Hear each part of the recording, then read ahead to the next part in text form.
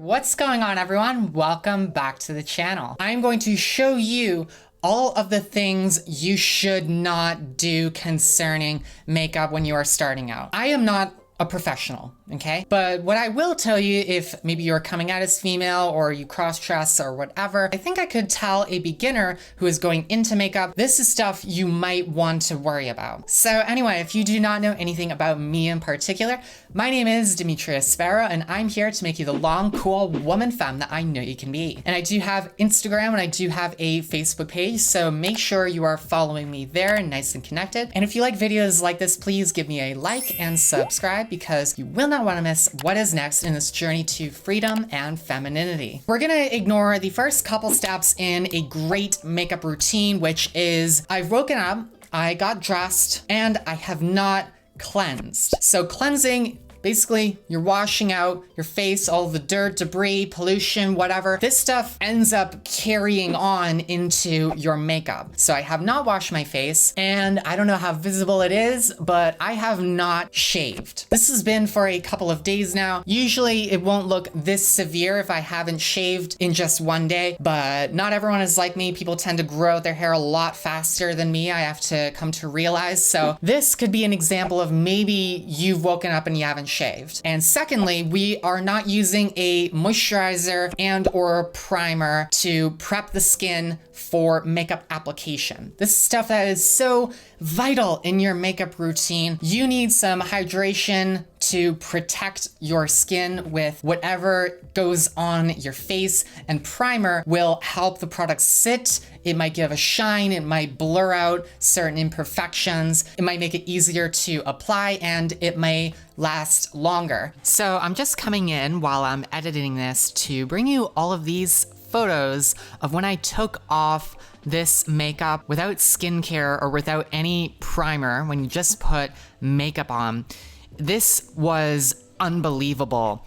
And I am not lying to you, this was literally right after I shot the video. Please, please, for the sake of your skin, use a moisturizer, use a primer. Do not just put on your makeup. It is so bad for your skin, and even worse, like going to bed with your makeup on does some pretty bad stuff to your skin. So be very aware of that. These are certain steps that should not be avoided. And we're gonna start with foundation. Already I have missed the, fourth step you should not avoid, which is color correcting your 5 o'clock shadow. I only really have to worry about the stash part of my face. That's the only really visible kind of shadow I still have. These two steps, not shaving and not going with a color corrector, is gonna turn out really, really, really bad.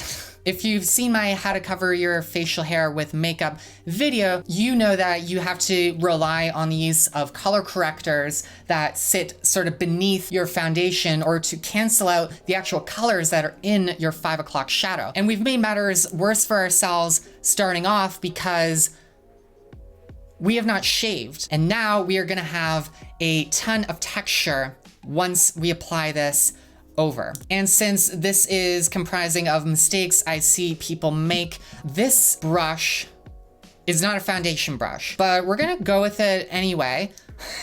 Again, if you don't know where to start in makeup, it's easy to start using the wrong type of brush. Okay, so we're gonna get just a good small amount, and you're gonna quickly find out why this is a awful brush to use for your foundation. So I'm just gonna start going like this, coming in. The reason this is a very poor brush to use is it's very long in that it's not dense whatsoever. So with denser brushes, it can be a lot easier to blend. And we're gonna ignore the ear because, I mean, we don't have time for the ear in this video. And we're already learning that this is just not working like in a productive manner because it's very small of a surface area. So I mean, stuff like a sponge or something that is more like this. This is a proper foundation brush. You get ones that kind of literally look like paintbrushes, like that one there. And that's in the sense that it's a lot more for application. So, I mean, a brush like this ends up working better for, I find, stuff like blush or highlighter. It takes an excessive amount of time to go on the face. Okay, and then here is something that I notice when people apply foundation is they go under the eye and then swirl it around all over the lashes, all over the eyelid. And there's a couple things that are wrong with this sort of technique. When people put excessive product around their eyes, like skin neutral stuff, it ends up making their eyes look smaller. It's getting rid of the color of the lashes. And so what it's doing is it's kind of making me very ghostly. I'm going in over my shadow and we're gonna ignore the neck. I mean, why is the neck important? I almost feel like since it's so long, I have to like go in like that, like really heavily like this. We're gonna go in to the hair just a little bit because I wanna make sure I don't miss certain parts. We'll just go all over the lips because, you know, gotta keep things homogeneous. Okay, so I noticed my shadow. So I'm gonna take an excessive glob of foundation and I'm gonna go right over it like that. And so that way it's gonna fully cancel out what's going on in here, because that makes a lot of sense in makeup theory. Oh my God, look at the state of this brush. You need something dense and something with a little more surface area with a foundation brush. Okay, so we're not gonna set it with any powder.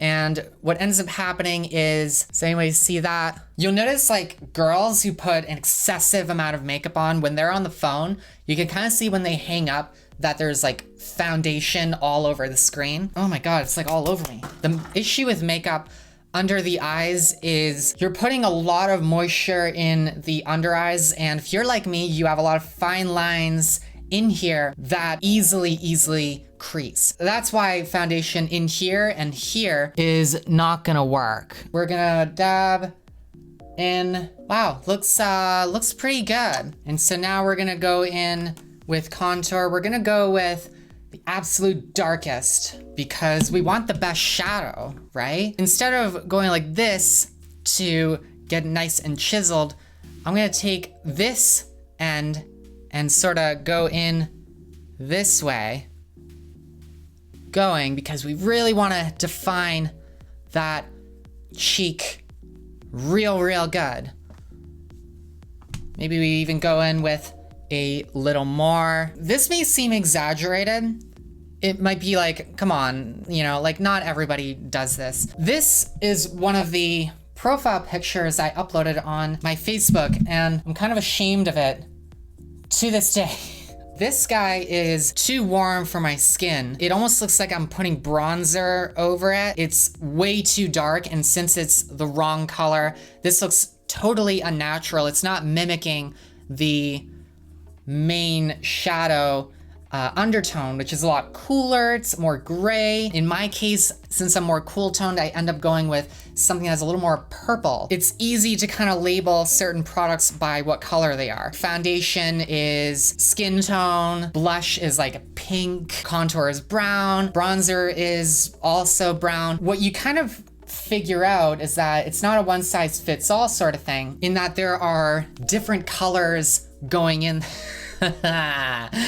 There's different colors going on in every sort of thing. So, I mean, a foundation could have a little more pink. It could be a little too yellow for your liking. Just be mindful of that. This has like way too much orange and yellow in here that is not suiting me whatsoever. This is another thing. When you have an angled sort of brush like this, well, it's not angled, but it's kind of like flat on this side, and then here, if you turn it around, it's kind of thin like that. You have to be more like precise as to where this is going, because the top parts are higher up and then it kind of tapers down. When you go in like this, the middle part is gonna produce the most pigment. So that's what ends up happening, is that you end up getting really patchy in this sense. Since I didn't do makeup on my neck, I'm just gonna go in like this. We'll just do a little bit of that, like feather it out. This seems pretty good so far. So I'm just coming into the camera. Just look at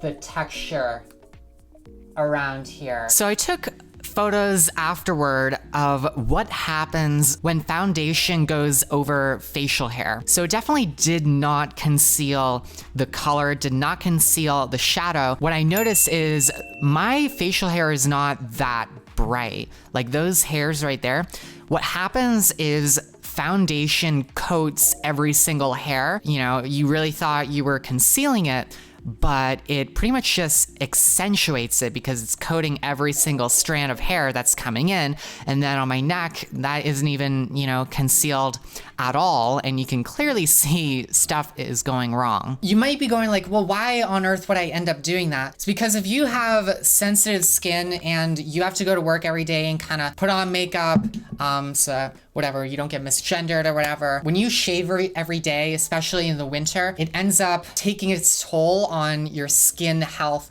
around this area. So sometimes it'll hurt too much, or it'll be in such bad condition that you shaved every day. Sometimes you think maybe I can get away with it, but I have certain photos that I can clearly tell I didn't shave. And in my moisturizer video, it's very easy to notice that I didn't shave that day. Blush is super feminizing if you know how to use it. It adds warmth, it adds color, but we're gonna go in with probably a really bad brush to use. You know, what are you supposed to do with blush? What do they tell you? It's kind of at the apples of your cheeks, yeah.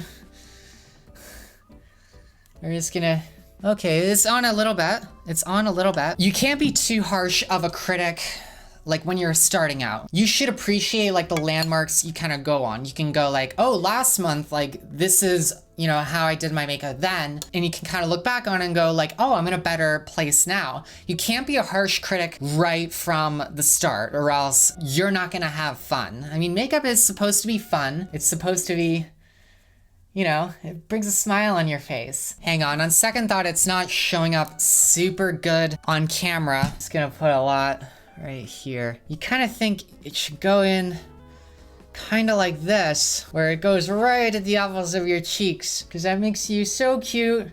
And then people want to bite you, like moms say that sometimes. So the thing with blush is that it kind of like shapes your face in a way. It can help to elevate it, but it can also end up lowering it. And I find whenever I do it sort of in this sense, it's not adding something that elongates me. And this is something also that when you are doing eyeshadow, you'll find some people kind of do it like that. A good tip is probably apply your makeup in your neutral position, how your facial expression is throughout the day, because not everyone is gonna go in looking like this. And so when it goes down, it kind of drops. And the same thing is when you do eyeshadow, you've got like a beautiful thing, and then when it drops, everything sort of compresses. Let's take a look at how our eyes are doing when we put foundation all over it. So you see that line right there?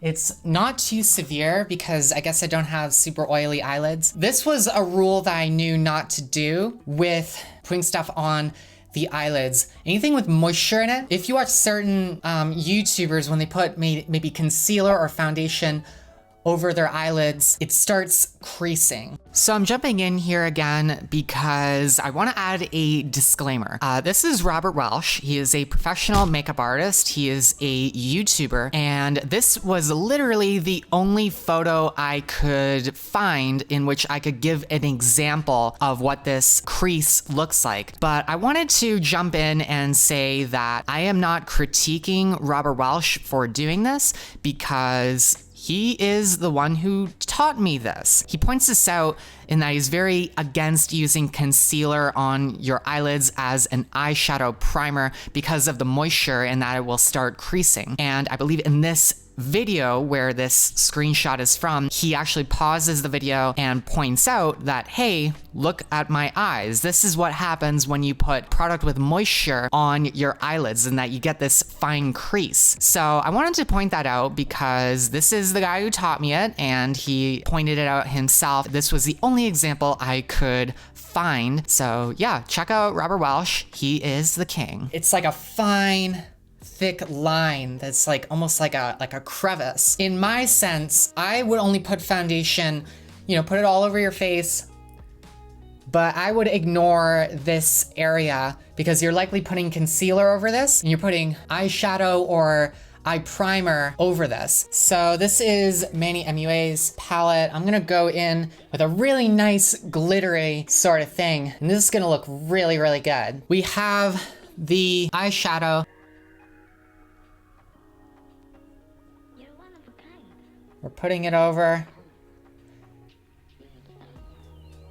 And already, you're kind of noticing something's wrong here. It's so patchy and all of the excess has kind of come off onto my face. Glittery eyeshadows are very flaky in the sense that brushes can have a hard time holding on to them without using like something like a setting spray to keep it on the face. And I was cringing earlier because it's all over my pants before I even applied it. So to avoid that in the future, you can do two things. What you do is you take this and now you tap off the excess. This is a very important habit to get into so that if that is the case, that it is inevitably gonna fall, lean over. So don't stand up straight. Go in sort of like that so that if anything does fall, it doesn't fall on your face, it goes right down below you. Let's go in with a mascara. Mascara products have like, when you pull out the spoolie, there's a little tip of product. You usually want to kind of get rid of that before you apply it. I don't know, let's just kind of go like,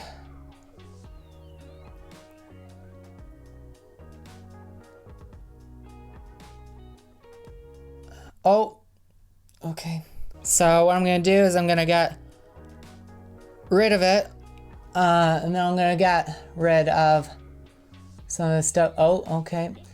I'm gonna get rid of it. Wait for mascara to dry before you get rid of it. You might want to take a spoolie and then kind of rake it off once it's dried. You'll notice I made a mistake because I didn't get rid of the excess that comes out of the tube. And when I tried getting rid of it, it just, yeah. When you work with contrasting colors that are unlike your skin, it's more noticeable. And secondly, the contrast is staggering. So we've used a contour that is way too orange. We've used too much blush, so I'm way too red in this area. And this is a sense that if you go for like kind of a gothic eyeshadow, it's easy to screw it up. You're working with dark colors with more neutral colors that are maybe a little more pink than your skin tone, or maybe a little more yellow, or just something that aligns with this. It's easier to blend it out into your skin. With my contour and my blush, it's easy to notice that I've put product on here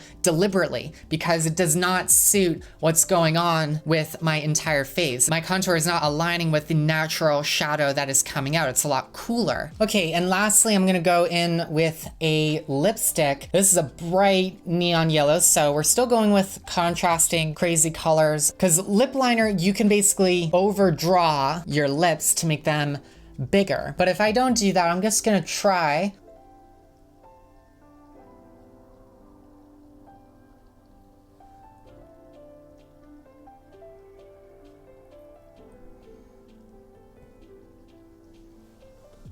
I look like the guy in Monsters, Inc. that accidentally gets sucked into that vacuum thing, and then when he shows up at the end, he's just like... So we're gonna go in with liquid eyeliner. Already there's a mistake. You probably shouldn't start off with liquid eyeliner because it's one of the most unforgiving makeup products, because usually it's pure black, and second, once it's on your face, it's on there. It leaves very little room for mistakes. And so this is the same thing with very dark eyeshadows. They're harder to blend and they're far more visible in where you had applied it. It's a lot harder to blend those in. We're gonna start over here. We're gonna go in this way.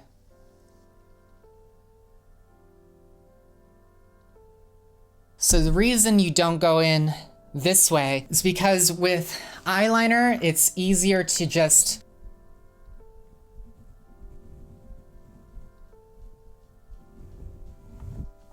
when you just go for it, just kind of go for that flick, it's a lot easier to get that better line. It's interesting here because it almost looks like I have two different eyes going on, in the sense that this one seems like it's a little smaller, it's droopy a little bit. Without the mascara, without the eyelashes, the foundation is weighted down. The liner isn't precise, but this one is kind of going a little bit higher up like that. So that's the power of eyeliner. And once you go in this way, you've already kind of made a mistake in that part is already gonna be really thick. So I'm just gonna go back and forth. And since we actually had a decent ridge going, we're gonna get rid of that. We're gonna go bring it down like that, because that is something I used to do very humiliatingly. So this is the finished look. Don't be too harsh of a critic on yourself. Just be happy in the moment. Don't overanalyze stuff. The amount of influencers, the amount of social media, Instagram makeup techniques or whatever, it's very hard to get kind of discouraged and kind of go, oh, I'll never look like that. But the truth is, in a lot of senses, most of them kind of don't look like that. Hopefully this can give you a sort of amount of ideas as to, you know, brush choices, picking the right shades that are gonna go on you, putting the right amount of the shades, prepping for makeup, making sure you shave because I look horrendous. And if you do have any questions for me, please comment down below. I am not a big YouTuber, so I will surely answer all your questions. Here is my Makeup 101 playlist. You can watch all the videos I've done on makeup and makeup tutorials. This is my most recent video that I've put out, so make sure you check those out. Stay beautiful, everyone. Take care.